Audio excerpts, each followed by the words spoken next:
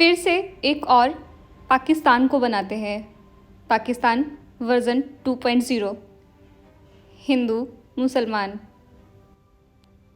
यह कहानी है दो बच्चों की, एक है बिट्टू और दूसरा है आरव। बिट्टू का अपने भाई के साथ एक गेम खेलने का मन हुआ। उसने आरव से बोला, भैया चलो एक गेम खेलते हैं। आरव ने पूछा, अच्छा बताओ बहना कौन सा गेम खेलना है। बिट्टू बोली, भैया चलो हिंदू मुसलमान खेलते, मैं हिंदू आप मुसलमान। आरव बोला, ठीक है, लेकिन जब गेम खेल ही रहे हैं तो कैसे पहचानेंगे कौन हिंदू है कौन मुसलमान है। तो फिर बिट्टू ने बोला, ये तो बहुत ईजी है, जैसे लूडो में 4 रंग की गोटियाँ होती, कुछ वैसा कर लेते हैं, मतलब किसी रंग से हम अपनी पहचान बना लेते हैं। आरव बोला, ठीक है बहना, ऐसा ही कर लेते हैं।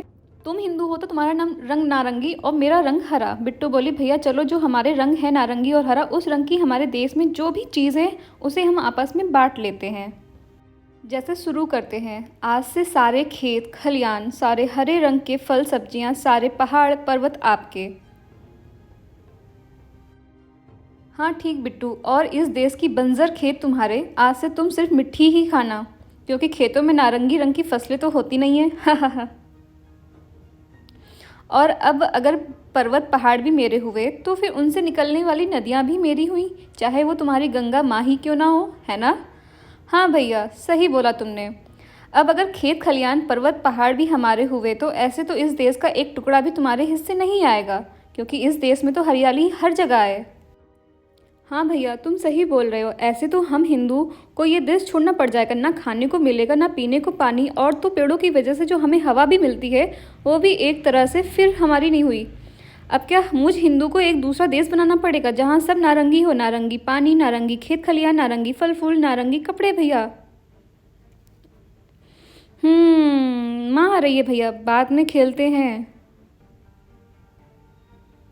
ठीक है बहना। क्या खेल रहे थे। हाँ मैंने सब सुनी तुम लोगों की बातें।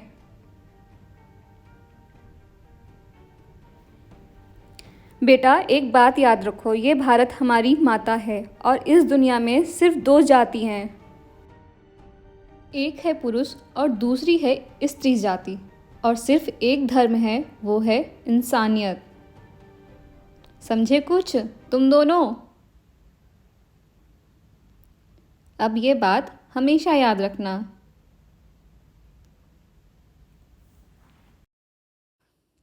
जी माँ, जी माँ, आपने सही कहा। हम ये बात अब याद रखेंगे। हमारा धर्म सिर्फ इंसानियत है।